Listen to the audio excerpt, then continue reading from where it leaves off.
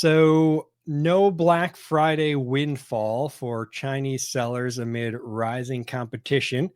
Chinese sellers on platforms like Temu, Shine, and Amazon face tighter margins and lower profits this Black Friday. Despite rising sales volumes, fierce competition, increased advertising costs, and cut to the bone pricing, sometimes set by the platforms themselves, left many sellers struggling to turn a profit. While Temu and Shine continue to push aggressive discounts, Amazon launched its budget friendly haul section to compete for price sensitive shoppers, further intensifying market pressures. Sellers now must navigate these challenges while adapting to rising costs and evolving platform strategies. So, this article caught my eye just because obviously we talk about the struggles of us US sellers all the time fighting Amazon and low prices and such. So, I thought it was interesting that Chinese sellers are essentially complaining about a lot of the same things on their end as well. I want to hear from Mina on this one, since I think he's of the three of us, he's probably the closest to this.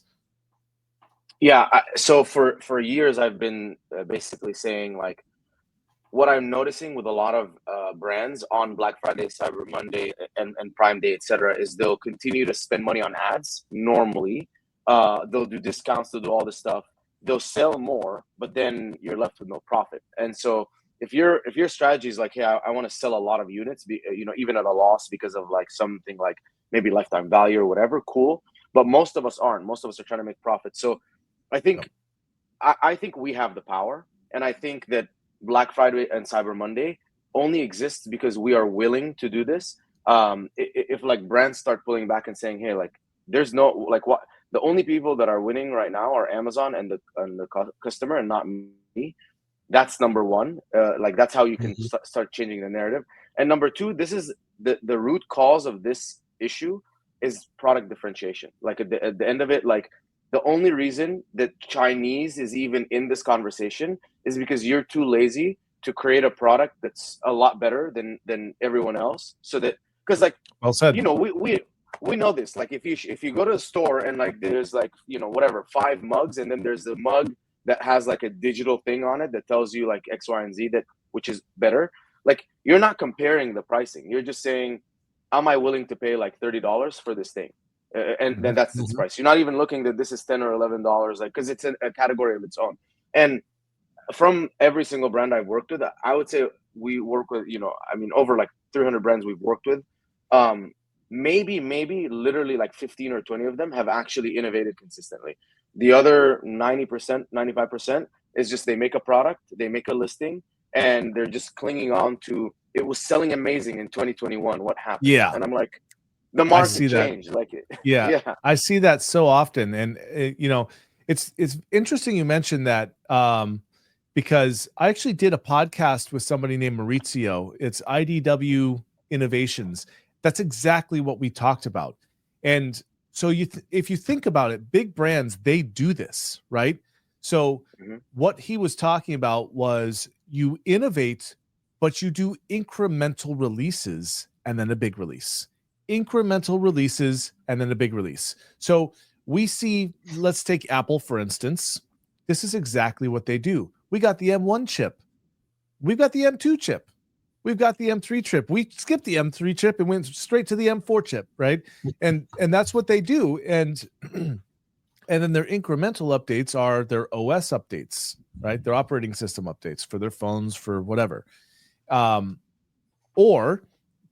then again, at the same time, like, I've got an iPhone. I think this is a 13, right? So it's an iPhone 13. I think we're on 16 now. Even this from 13 to 16 is an incremental update. They remove the button, but it's the same platform, right? And so you want to differentiate yourself and you want to stay on top of the market. I agree with you 100%, Mina. You got to be doing that. And regarding this specific thing, this article goes on to say that people are buying when it's super low. That's exactly what we did. It's exactly like my wife. There's a box of Christmas presents right over here that my wife bought in June because of something or other, and we just stockpile that stuff. We have literally purchased 0 products for this Christmas holiday for our kids. Not a single one, because we've already got them all. So, and then on that dealing stuff, like on my products, I don't run any lightning deals. I don't do Prime Day. I don't do any of that stuff because I'm not willing to give up my margins for it. So I just don't. Same. Yeah. What this tells me, I guess, as well, is that we've kind of reached the lowest you can go, right? The old saying is you never want to compete on price because there's always somebody willing to go cheaper. I think we finally found the cheapest that people are willing to go. If even the Chinese factories are saying we're not profitable anymore, we can't sell on these platforms and keep going, prices, that means to me eventually here are going to have to rise as these sellers just kind of stop selling on these platforms. Yeah. Well, and it's just like online dollar store saturation, right? Because really this is like an online Dollar General.